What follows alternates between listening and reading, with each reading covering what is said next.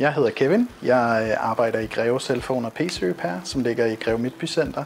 Og vi laver telefoner af alle støbninger. Vi skifter skærme på iPads og laver en masse arbejde også med bærbare computer. Jeg startede her i virksomhedspraktik, og så gik vi over til, at jeg fik flexjob her for 2 måneder siden. Altså den rejse, jeg egentlig har været på her i de 1,5 år, har været rigtig god. Jeg føler nærmest, at det er lidt en vidunderhistorie, som har været rolig, og det er det, jeg har haft brug for. I mange år har jeg kæmpet både med depression og angst, og sidste år fik jeg diagnosen ADHD, og så der har været meget, jeg skulle vende mig til. Så det har været svært, men at gøre det på en måde, hvor der var meget frihed omkring det, stille og roligt, det har hjulpet meget.